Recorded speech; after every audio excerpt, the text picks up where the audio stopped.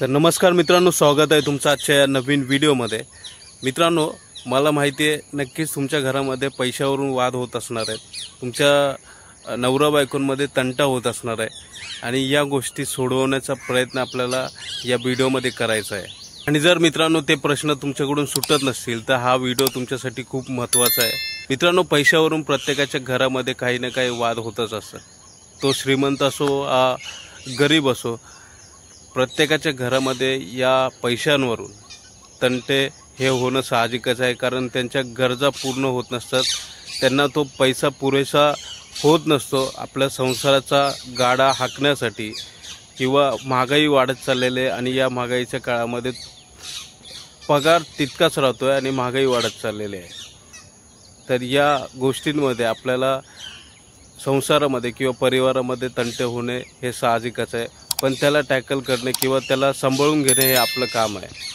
परिवाराचा मुख्य जो माणूस असतो किंवा जो करता धरता असतो त्याचं काम आहे ते तंटे होऊ न देणं। तर मित्रांनो, माझ्याही घरामध्ये तुमच्यासारखेच तंटे अगोदरही व्हायचे आणि या तंट्यावरून मी सतत वाद घालायचो, सतत विचार करत बसायचो काय करायचं काय नाही। बायको विचारायची की पैसे नाही आहेत, काय करायचं, मुलाचं सांभाळ होता, आईचा सांभाळ होता आणि त्यावरून प्रत्येक घरामध्येच काय माझ्याही घरामध्ये तंटे हे होतच होते। पण मित्रांनो, मी त्यावेळेस लक्ष इतकं दिलं नव्हतं, कारण त्यावेळेस नवीन होतो, मला त्यामधला अनुभव काही नव्हता आणि एकदम पैशांचं प्रेशर पडलं तर अनुभव काय असतो तर तुम्हाला माहीतच आहे। तर मित्रांनो, माझी ही परिस्थिती त्यावेळेस तशीच होती आणि त्यावेळेस मला काही सुचत नव्हतं काय करायचं काय नाही। मी सतत भांडण करायचो किंवा समोरूनही काय अशा वाईट प्रश्न यायचे किंवा वाईट बोलणी यायचे, त्यावरून मला फ्रस्ट्रेट व्हायचं। मी कित्येक वेळा डिप्रेशनमध्येही जाऊ शकत होतो, पण मी त्याला सांभाळलं। मी नाही म्हणलं, मी माझ्या कामावरती लक्ष देणार आणि मी माझं काम करणार, माझं पैसे वाढवण्याचा प्रयत्न करणार आणि त्यामधून माझे जे परिवाराचे प्रश्न असतील, संसाराचे प्रश्न असतील ते सुटतील। मित्रांनो, एक लक्षात ठेवा, तुमचा परिवार आहे तर त्या परिवाराचा सांभाळ करणं ही तुमचं काम आहे, तुमचं कर्तव्य आहे। आणि जर त्या परिवारामध्ये काही अडचणी येत असतील तर ते तुम्हाला सोडवणं हे साहजिकच आहे, तुम्हाला सोडवावं लागतील। आणि ते मागतात, त्यांचं चुकी नाही आहे, ते मागणारच, त्यांच्याकडे पैसे जर कमी पडतो तर ते तुम्हालाच मागतील, असं नाही की इतर लोकांना मागतील घराच्या बाहेर। ते पहिले तुम्हालाच विचारतील, मला पैसे हवेत, मला या कारणासाठी पैसे हवेत, मला डॉक्टरकडे जायचं आहे, मला हे खरेदी करायचं आहे, ते खरेदी करायचं आहे, या सर्व गोष्टींसाठी ते तुम्हालाच विचारणार आणि तुम्हाला ते प्रेशर येतं ही वेगळी गोष्ट आहे। पहिली गोष्ट, तुम्ही परिवाराला गृहीत धरणं हे चुकीचं आहे, कारण त्यांचं काम आहे, त्यांचं हक्क बनतो की तुमच्याकडे पैसे मागणं, तुमच्याकडे गरजा पुरवण्यासाठी हट्ट करणं हे त्यांचं काम आहे। पण त्यांचा सांभाळ करणं, त्यांच्या गरजा पूर्ण करणं हे तुमचं कर्तव्य आहे। आणि जर तुम्ही ते पूर्ण करत नसाल तर तंटे हे तुमच्या घरात होणारच आहेत। तर मित्रांनो, यापेक्षा एक काम करू शकता, जर तुम्हाला असे प्रश्न घरामध्ये येत असतील तर तुम्ही याकडे फोकस करा की कुठून पैसा एक्स्ट्रा येईल।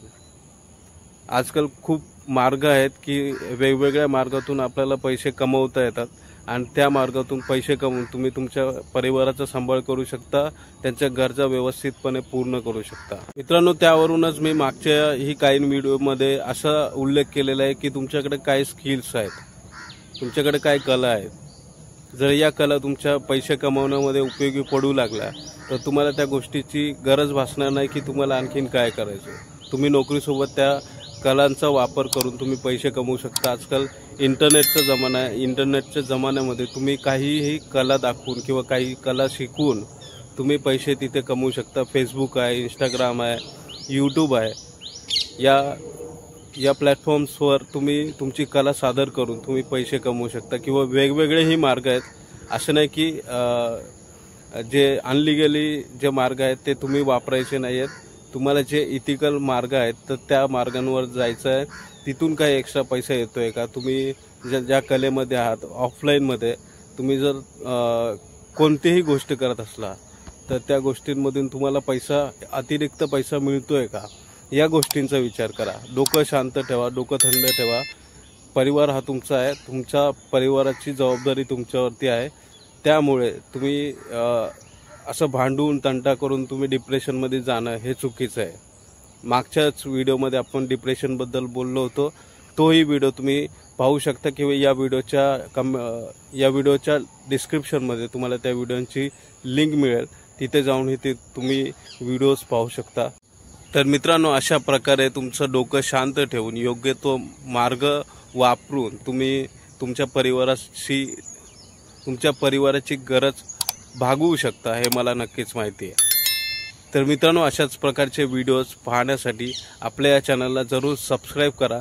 हा जर व्हिडिओ तुम्हाला आवडला असेल तर या व्हिडिओला लाईक करा, शेअर करा. जास्तीत जास्त जितक्या लोकांपर्यंत होईल तितक्या लोकांपर्यंत शेअर करा, जेणेकरून त्यांच्याही घरामध्ये जर वाद होत असतील तर ते हा व्हिडिओ पाहून थोडं तरी डोकं शांत ठेवू शकतात आणि डोकं शांत ठेवून त्यांना पुढील मार्ग मिळू शकतो.